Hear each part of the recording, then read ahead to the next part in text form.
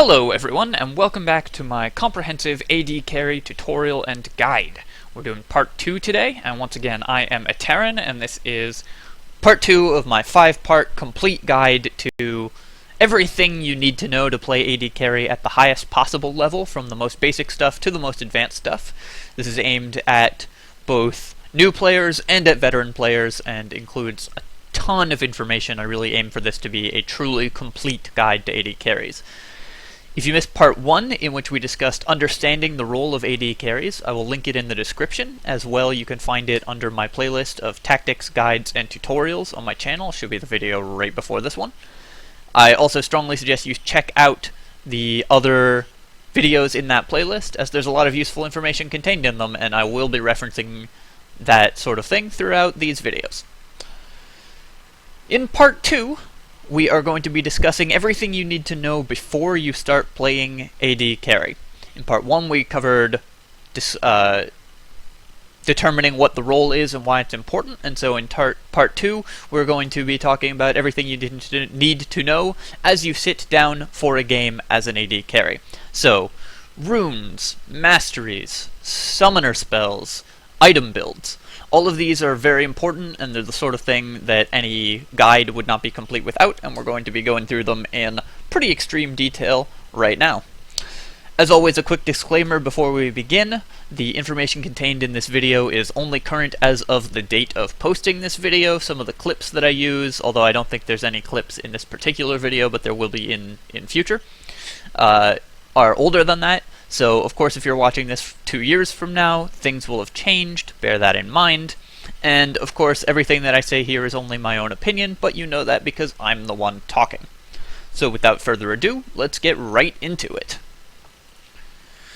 So first, I'm going to start by talking about runes. They're probably the simplest thing as AD carries, and they sort of showcase something that's going to be pretty clear throughout this video, which is that AD carry is the role that gets the least options of any role. Your build is pretty much set throughout the game. The runes you take, you have very few viable rune builds. The masteries you take are pretty much going to be the same all the time, and it's because your role is so set. Everything that you do is focused around dealing as much damage as possible, and making sure that you deal that damage as consistently as possible. So this means that you need to be able to get gold, you need to be able to do damage, and you need to be able to continue doing that throughout the late game. This means that pretty much every AD carry, with a couple exceptions for champion-specific builds and very weird situations, is going to build in pretty much the same way every time. So we're going to start by looking at the rune build. I'm actually going to talk about your seals first, because there's only one option for your seals. Oh, actually, I should also mention I'm only going to be talking about runes post-level 20. If you're pre-level 20, don't buy runes, it's bad value. Save your IP until you're level 20 and buy the tier 3 runes. And, or spend that IP on a couple champions so that you have a champion pool that you can play with. Post-level 20 is when you should start buying runes. Before that, just don't worry about them, they're not important. Anyways, so with that out of the way, let's talk about your seals. For your seals, you're going to want 9 flat armor seals. You are not going to want anything else. Flat armor is incredibly important for an AD, and in fact, for 4 out of the 5 roles in a game, they're basically mandatory, so buying flat armor seals, which are only 205 IP each, is the best value that you can possibly get out of runes, because you can use them on every page. If you have 9 flat armor seals, you're probably doing it right. They're especially important for bottom lane because there are 2 champions there, both of whom are doing physical damage to you early game, and you're not taking much magic damage in the early game. So you're going to get hit by an enemy AD carry who's basically all physical damage, and you need to mitigate that damage. The enemy, like you, is going to be running flat damage or flat armor penetration on their marks and their quintessences, and if you don't have the yellows, then they are going to hit you like a truck. If you ever see an enemy who has 17 armor or 13 armor or whatever, just kill them over and over again in the bottom lane, because you literally cannot lose that lane. It's nigh impossible. This is why utility builds for support still need to include these. The gold per 5 runes for support or gold per 10 rune yellows for support are not good. You need the armor because you're just going to die if you don't have it. On a similar note, your marks are going to be either flat damage or flat armor penetration.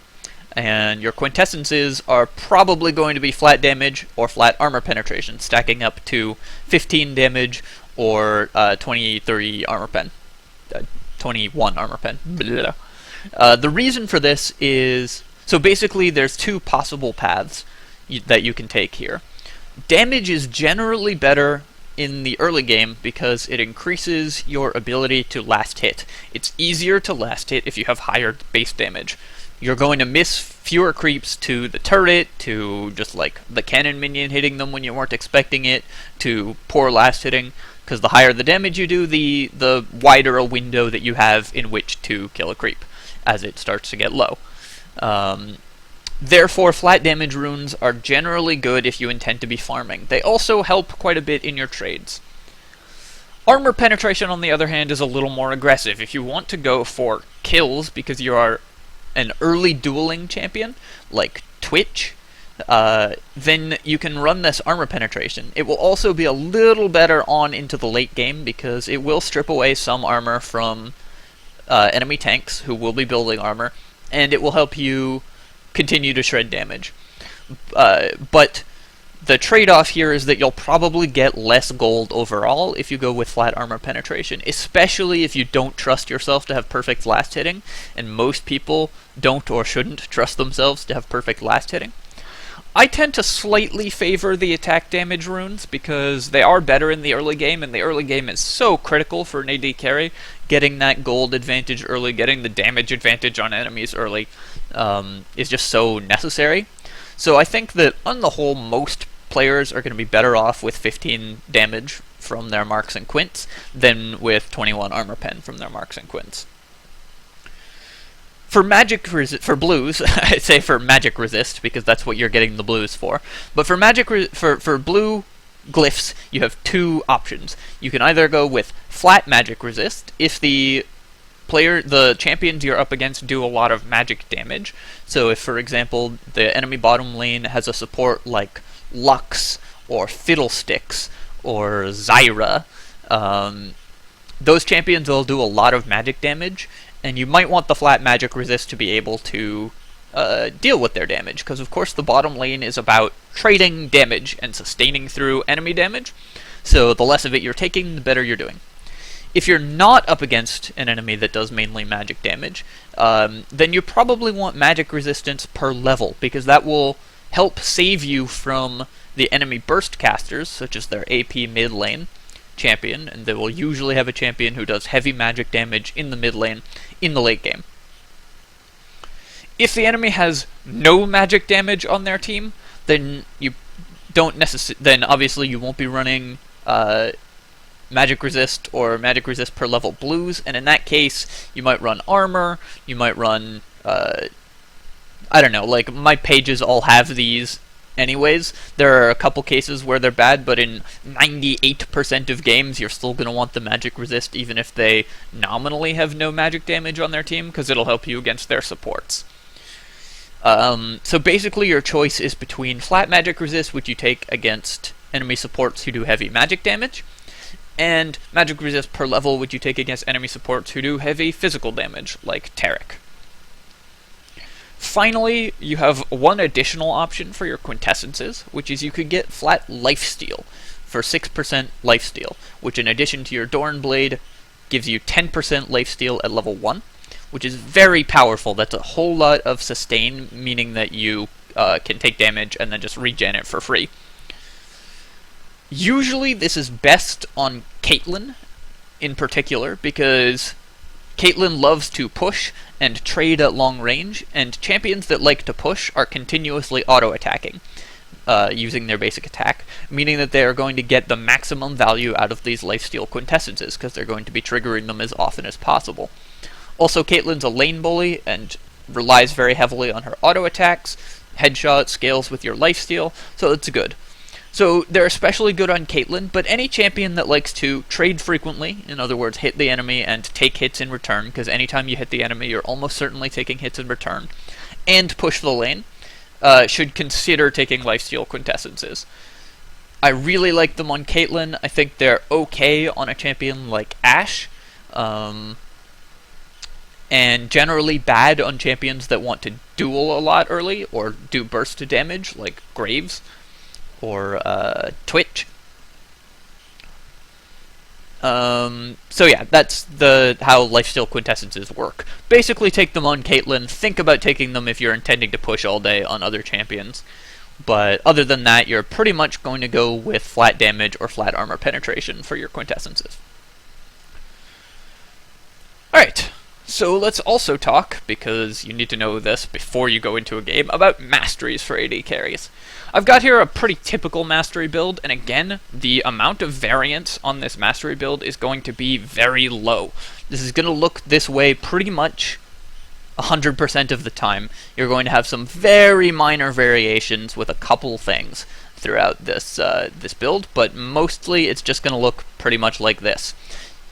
This is because AD carries just want to do damage. So you get attack speed, you get damage, you get armor penetration, you get additional damage, you get additional damage, you get additional armor penetration, you get critical hit chance and critical hit damage, or rather, you get critical hit damage and bonuses from scoring critical hits, and you get damage when your opponents are low. Do you notice a theme? Basically, the only points that can be switched out here are the three that rely on critical hits, and you can place those in Butcher for extra damage to minions, making it easier to last hit, and in improved Ignite, if you happen to be taking Ignite. And you want to do this if you're not intending to build items that give you a significant amount of critical strike, but even the least critical strike dependent builds for AD carries will have some critical strike, so these mastery points are pretty good. Every other point on this list, other than these three, is non-negotiable. You have to have it. And in defense, you're going to want pretty much this. You want the health, because it lets you survive the early game. It lets you trade more effectively with your enemies. If you get into a stand-up fight, it lets you win it. You want the armor, because it lets you survive the early game. It lets you trade more effectively with your opponents. This is for the same reason that you get the 13 flat armor from your seals. You get the 6 flat armor from the defense tree. You also want 1 point in the magic resistance, because the magic resistance is always good, although this point is also a negotiable point. If you have a defensive summoner spell, you can place it here to get the improved cleanse or improved barrier. Finally, you want the bonus base health, although I have seen people ignore this point and put it here for the improved flash cooldown. I generally don't like that build because the improved flash is not actually an incredible mastery point, and the cooldown on flash is going to be basically every 2 fights, whether or not you have cooldown reduction on it or not. So it's more or less, I like the HP better just because it lets you duel more effectively. So generally speaking, I think there are 4 negotiable points in this mastery build, which are the critical strike ones, which can go there, and the magic resist one, which can go there. Other than that, everything is pretty much locked in stone. You might think that you would want something like the improved gold gain from utility tree, but this just decreases your damage so much that it's not worth it. You will get less gold overall from taking the improved gold gain because you will last hit less effectively, you will be pushed out of lane more often, you will duel less effectively, so you're going to die more often, and so on and so forth. Masteries are generally speaking not this simple, but for AD carries, you pretty much are locked in, like I have said in the past, to a pretty simple single set of options. Finally, we're going to take a look at the summoner spells that you can select for AD carries. One summoner spell is locked in, and you're going to take Flash. I have included all of the words that I think are important to know about Flash. You have to have it. It provides everything that AD carries want. It gives you escape potential for when you get ganked, and you will get ganked. It gives you escape potential for when an enemy melee champion charges at you during a team fight, and enemy melee champions will charge at you during a team fight. It lets you position yourself better to continue doing damage and make sure that enemies cannot get to you during a team fight, which is the critical thing that you're going to be trying to do during a fight, is make sure that you can hit the enemies and they cannot hit you. That is your 90% of winning a team fight as an AD carry is that. And we'll talk a lot more about that in part 4 when I discuss team fights and team fight awareness, positioning, targeting, and the mindset of team fights as an AD carry. But what you should know for now is that flash is key to all of this. A fight where you have flash up is just a completely different story from a fight where you have flash down. And roughly speaking, the cooldown is long enough that every second fight you will have flash up. So during those fights you'll be able to play much more riskily and much more aggressively and, generally speaking, do more damage, which is why it's just so key. If you don't take flash, you're probably going to lose. It's as simple as that. It is that critical to doing well in a game. For your second spell, you have essentially 3 options. None of the other options really do anything for you. And the safest of these is Barrier. So what Barrier does for you is it keeps you alive, which will allow you to continue doing damage. And of course, everything that you're doing in setting up your build is to make sure that you are continuing to do as much damage as possible. I'm saying this over and over and over again because it's just that important a concept. Literally everything you do is focused on doing more damage and continuing to do that damage. So Barrier is good in lane because it lets you win fights that you wouldn't otherwise win, and I'll show you a couple clips of how important Barrier is when we get to part 3, in which we discuss the laning phase and dueling. And in the early game, it lets you get kills, it lets you not die, it lets you survive tower dives, and in the late game, it will give you that extra oomph you need to live through an enemy burst combo. So if an enemy LeBlanc or Zed jumps on you, Barrier is pretty good for beating those champions because it will keep you alive at like a couple health, and because you're going to buy a ton of lifesteal, as we'll talk about in the next slide when I get to items, being alive at a couple health is pretty much just as good as being at full health. You're not intending to take more damage after that burst combo has run out, so Barrier allowing you to survive it means that you are able to continue doing your job in a team fight. This is why Barrier is, generally speaking, the safest and most popular choice for a second spell, summoner spell for an AD carry. But there are 2 other options. The second option is Cleanse. And I want to emphasize this right up front. You don't want Cleanse. Cleanse doesn't do good things for you, but sometimes you have to take it. What Cleanse does is it doesn't, unlike Barrier, unlike Flash, unlike Ignite, it doesn't further your game plan. It doesn't do more damage. It doesn't let you win fights you wouldn't otherwise have won. But what it does do is sometimes allow you to have a game plan at all. Because if you don't have Cleanse, and the enemy team is it has champions with powerful crowd control effects, powerful stuns, lockdowns, and disables, you may just need Cleanse, because without it you'll just not be able to do anything. Good examples of this kind of champion are Rammus and Fiddlesticks, both of whom have 3-second targeted disables. If Rammus lands a taunt on you, or if Fiddlesticks lands a fear on you, then for 3 seconds you are not doing anything if you don't have Cleanse, which is why against these champions you just have to take it. Because if you don't have it, then you simply will not be able to play the game. Guaranteed 100% those champions are going to be trying as hard as they possibly can to land that CC on you, because as the AD carry, and this is another important concept for playing AD carry, you are the most important person on the team, so everybody's gunning for you, and everyone on your team is trying to protect you.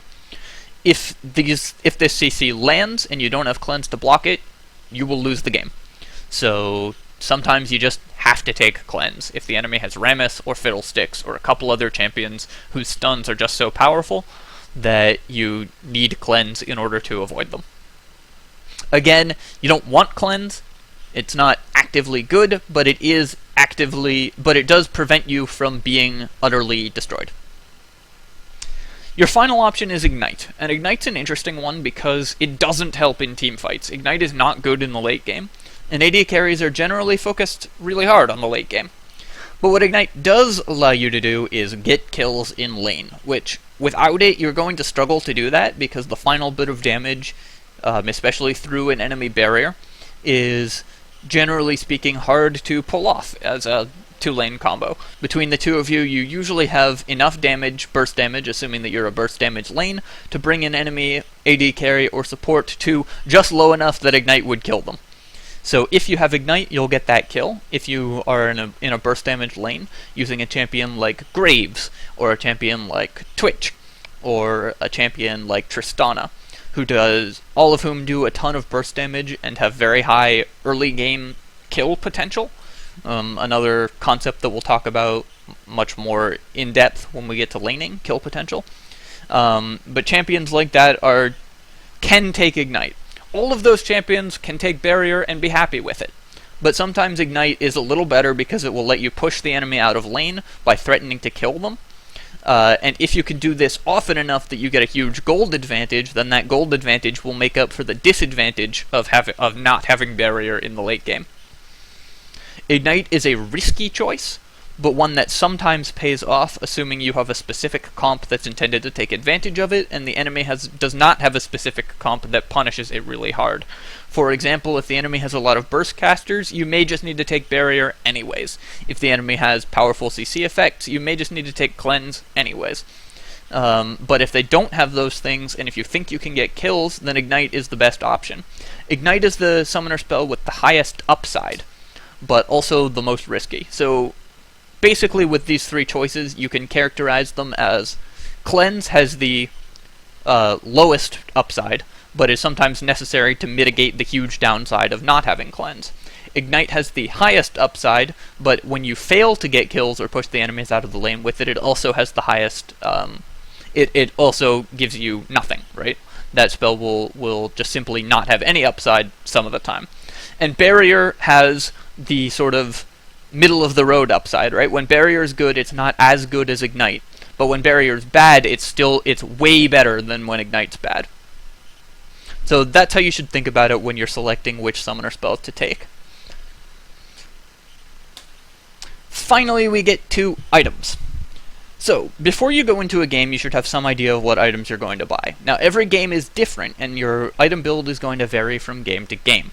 However, once again, for AD carries, your item build is going to vary much less from game to game than anybody else's item build, because you have a couple key items that you're just always going to get.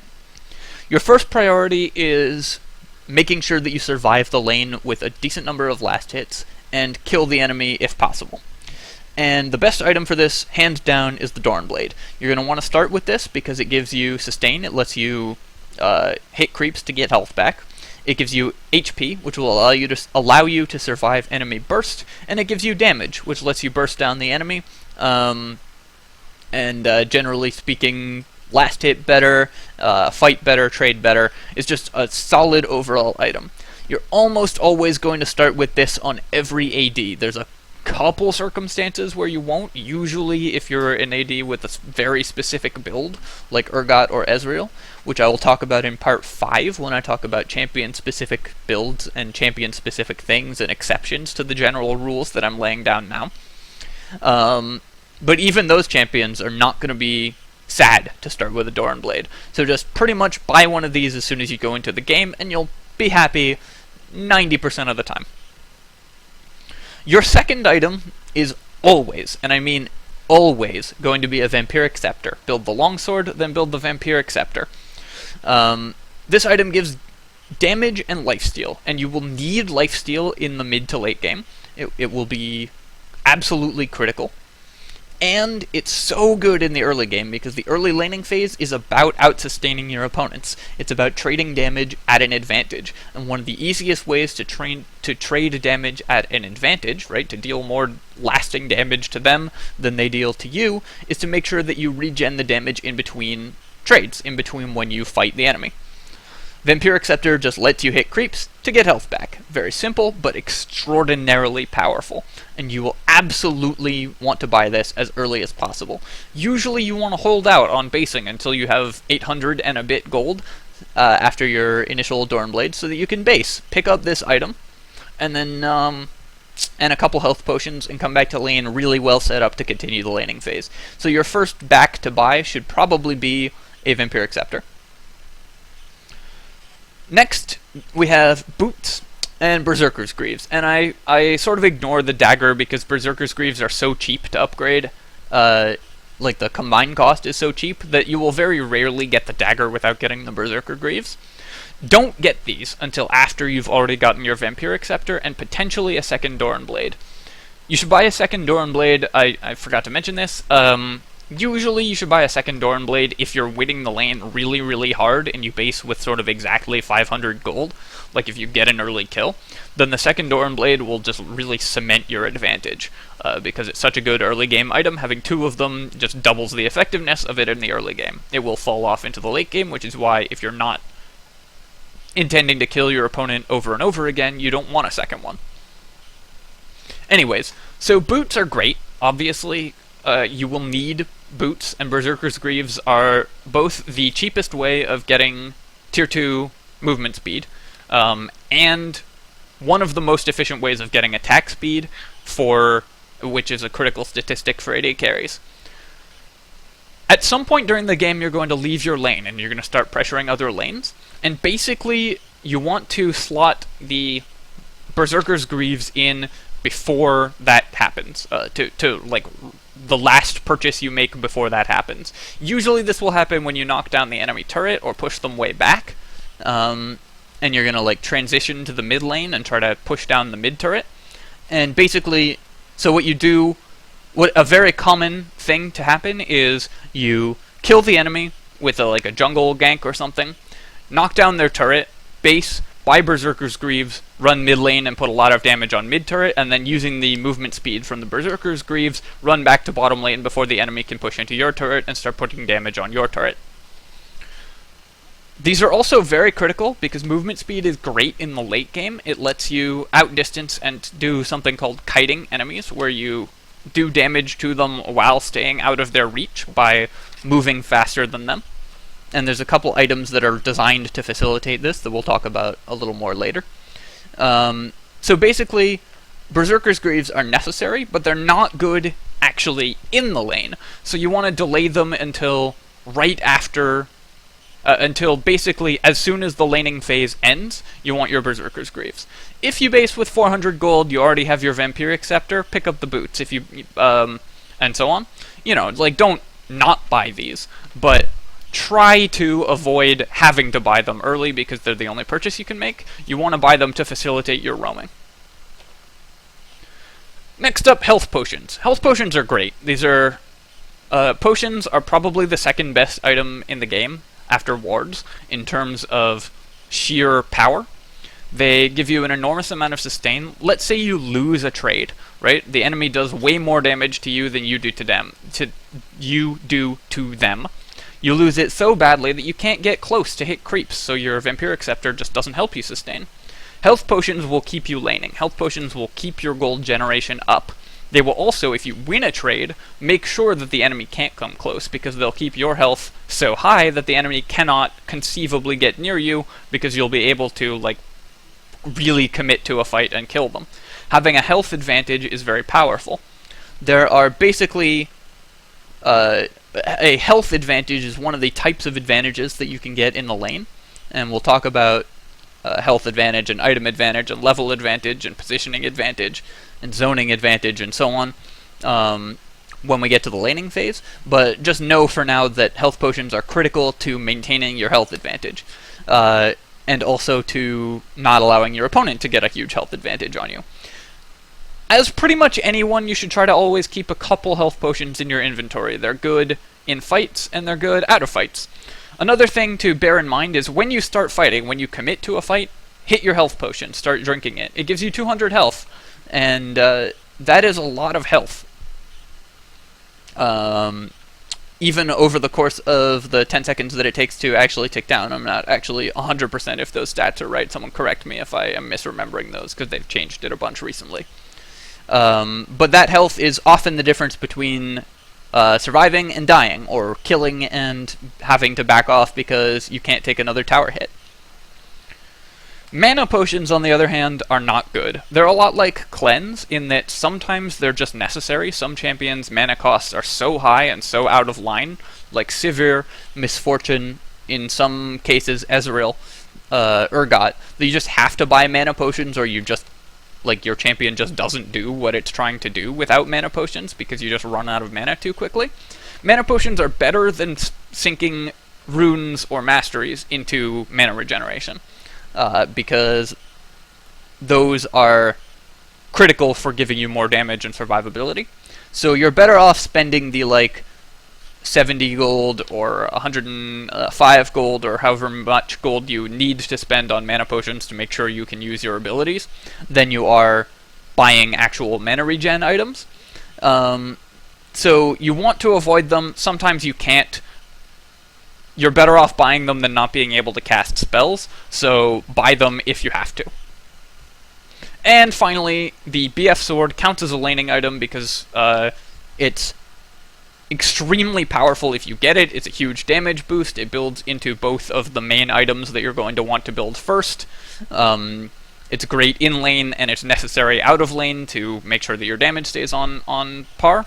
So if you ever find yourself basing with the 1550 that you need for BF Sword, or like 1530 and the ability to wait 20 gold for a BF Sword, buy it. Don't worry about health potions, don't worry about a Vampiric Scepter. You can come back to those after the BF Sword.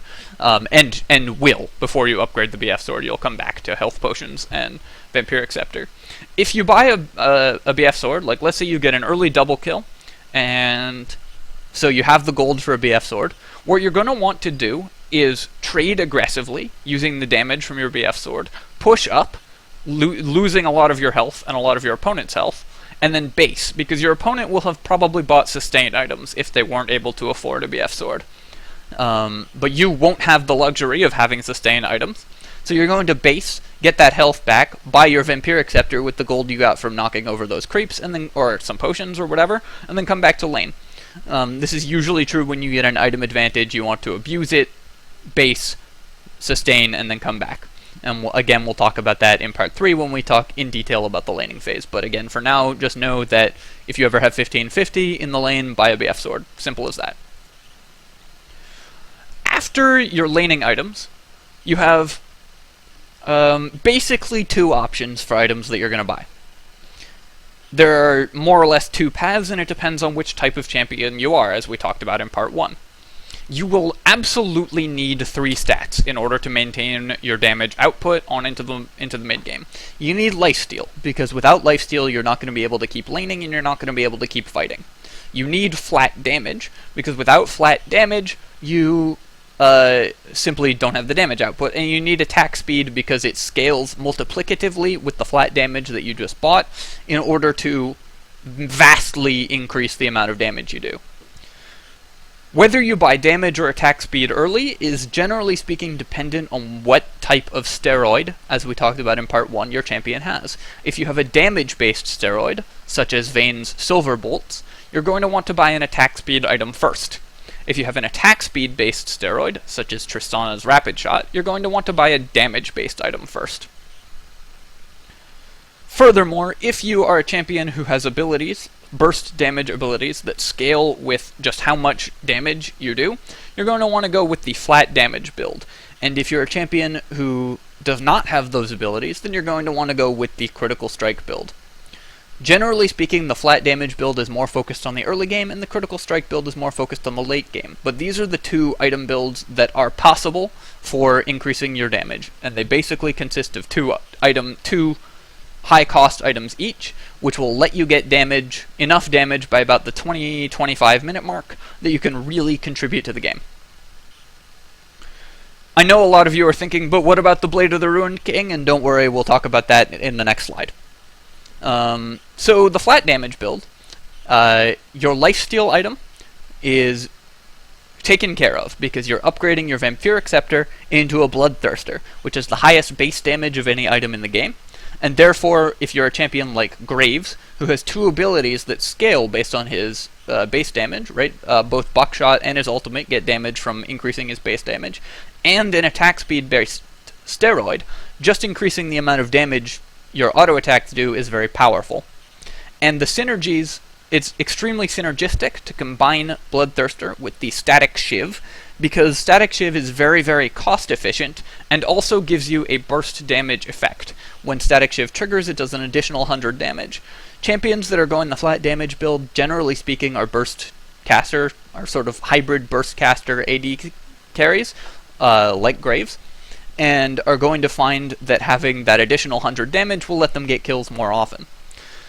I've placed the components in the order in which you want to buy them. And also the items in the order in which you want to buy them. You want to go just straight down this list.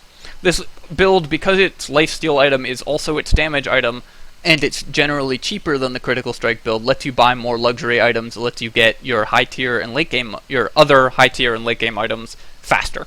So that's another advantage of this build. One question I get asked often is, why do you buy the Zeal before you buy the Avarice Blade? And it's simply because Avarice Blade doesn't actually do anything. The small critical strike bonus that it gives you, and the small gold gain that it gives you, are just not worth not having the extremely gold efficient Zeal in your inventory. Zeal is one of the best items for its cost in the game. Gives you attack speed, gives you critical strike chance, and it gives you movement speed, all of which are key statistics for an AD carry. Avarice Blade's gold gain, you're going to have a high gold income, right? Because you're an AD carry, so you spend a lot of time killing creeps. So the amount of time that this will sit in your inventory before being upgraded is very low, so the overall gold you'll get from it is low. But if you fight during that time, then you will really miss the raw power of the Zeal. So that's why you buy Zeal before Avarice Blade when you're building a Static Shiv. The Critical Strike build is takes a little bit longer to get going, but is generally more powerful when it does.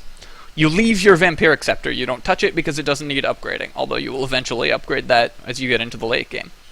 You'll buy an Infinity Edge, going in order of cost efficiency, right? So you're going to get the BF Sword, because damage is the most important early stat. And then Pickaxe, because Pickaxe is less gold efficient than the BF Sword, and then Crit Cloak, and then finish off your Infinity Edge. Usually you'll never actually have your Crit Cloak, your Cloak of Agility, in your inventory, because it's the amount of the gold difference between buying that and just finishing off the Infinity Edge once you have the other two. It's usually worth just staying in lane until you can finish the Infinity Edge. And then, because Phantom Dancer gives you high attack speed, which scales well with the damage and critical strike from Infinity Edge, high critical strike chance, which scales well with the damage and critical strike and critical strike chance and critical strike damage from the Infinity Edge, and high movement speed has extremely powerful synergy with the Infinity Edge. Once you get those two items, you will do way more damage than you would with the flat damage build, but the flat damage build guys will be well on their way to a third item, so it tends to even out. Basically, these are the two paths that you go down in order to build damage on your AD carries. And again, I've placed the components in the order that you buy them. Now, there's a special exception to this rule, and that exception is the Swagblade, so called because you steal your enemy's swagger. Basically, you build it in this order, right? Vampiric Scepter into Cutlass, then you get the daggers, and then you build the Blade of the Ruined King. This is a very situational item, but it's very powerful. Usually, if you build it, you're going to want to build the Critical Strike build after it, right? It will take the place of the lifesteal item in that build. If you're not building it, then you're going to turn this into a Bloodthirster later.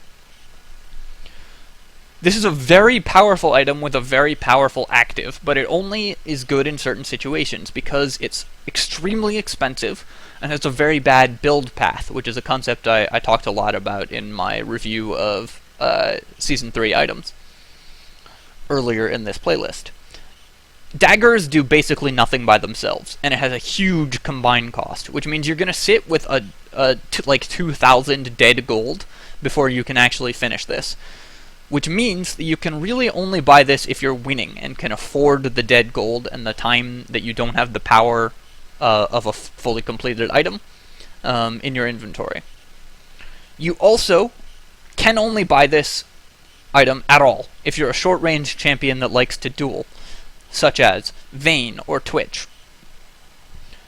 Champions like Caitlyn that are long enough range that you don't need the active, or that you will never be able to activate the active, shouldn't buy this item because it's just extremely gold inefficient without the active. The active is like a huge amount of what you're paying for on the Blade of the Ruined King. It does not do as much damage as Bloodthirster until the enemies have an enormous amount of health. It does not give you attack speed like Static Shiv or Phantom Dancer for a cheap cost and with good stats in addition to it. If you're not using the active, this item is bad. Furthermore, since attack speed is such a huge component of what goes into this item, and the daggers are just going to be sitting in your inventory, you shouldn't buy this item unless you're a champion with an a damage-based steroid, like Vayne, who has Silver Bolts, which do damage based on hitting 3 times in a row. Now, buying attack speed with the Blade of the Ruined King lets you trigger that more often, because you'll hit 3 times faster, basically. And finally, it's only really good if the enemy has melee-ranged chasing champions. Champions that need to get up close and personal with you in order to hurt you. So that's basically my exposition on the Blade of the Ruined King. It's very powerful when it's good, and it's good on Vayne, it's good on Twitch, it's pretty good on Kog'Maw, although I'm not like super sold on it, basically because Kog'Maw has one of the best damage-based steroids in the game.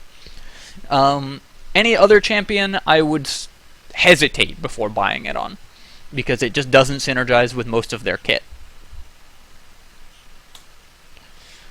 After you've bought your basics, right, your essential items, you're going to continue your build on into the late game.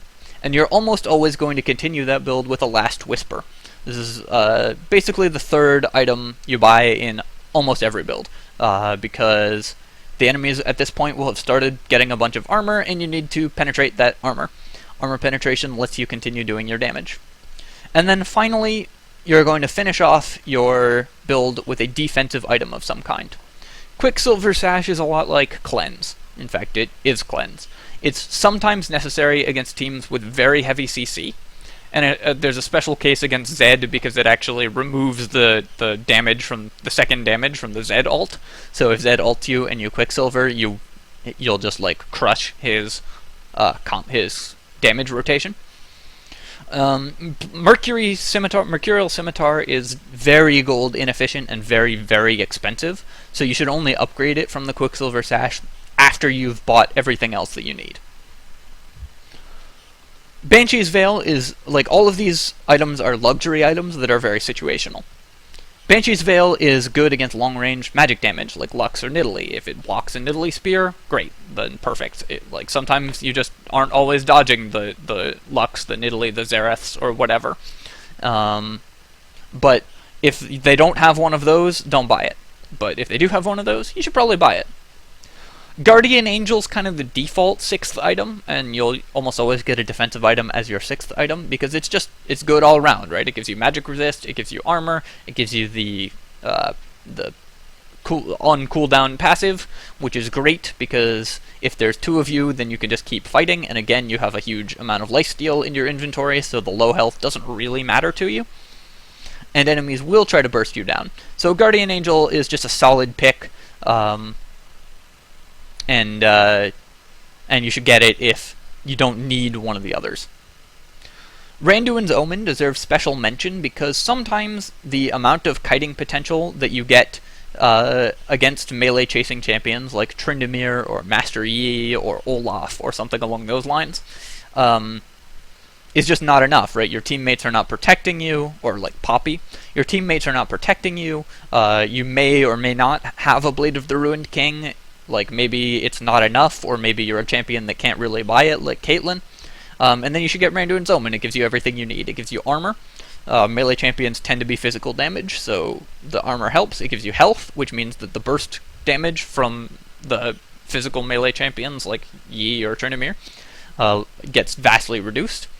and it gives you the slow active, which is awesome for making sure that those guys cannot catch up to you, and then you can just keep hitting them as you run away.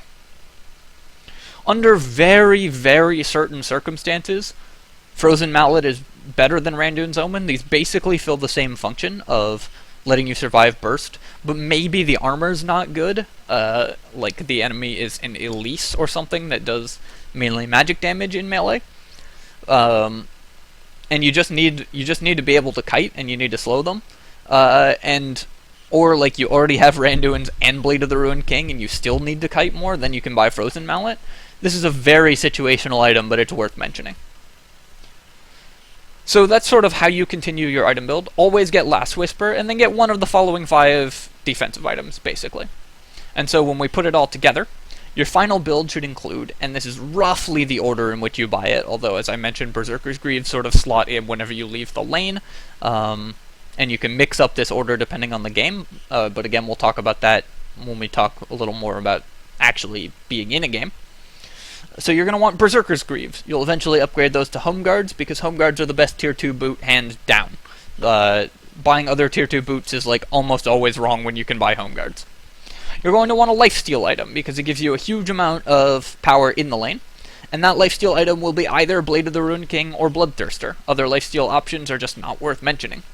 You're going to want a flat damage item, an item that increases the amount of damage you do per auto attack, and that will either be Infinity Edge or Bloodthirster. Again, other flat damage items are just not worth mentioning. In Part 5, I'll go over some of the items that theoretically you could buy, but that I didn't mention, and why those items are bad.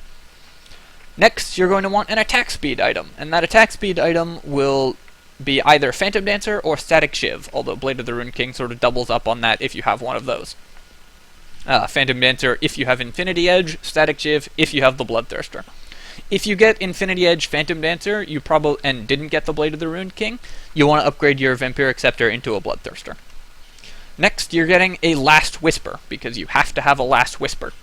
And finally, you get a defensive item to make sure that you can continue to do damage in a team fight. Sometimes you need to get this a little earlier, because you're just dying so often, and you cannot afford to buy more damage, but usually, if that's the case, then you're just losing the game anyways.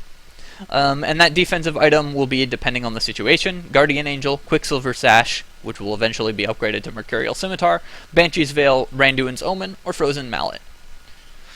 So I hope that was helpful to everyone, an overview of all of the things that you need to know before you enter a game, reasoning, and laying down the law and the reasoning behind runes, masteries, summoner spells, and items. And this will give you a basis. If you follow these rules, you will do well.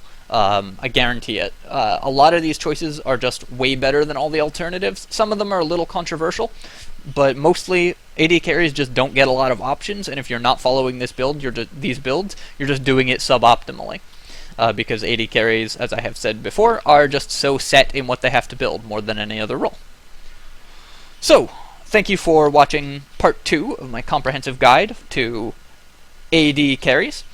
Once again, I am Etaran, and in part 3, we'll be looking at the laning phase, so stay tuned. As always, feel free to comment, rate, and subscribe to my channel. If there's anything that you think I missed, let me know. If you disagree with any of the statements I've made, say so in the comments. I read every comment that I get, although I won't answer all of them, but if you say something that I think is interesting, or instructive, or needs to be replied to, I will definitely reply to it. And yeah, thanks for watching. Cheers, folks. GG.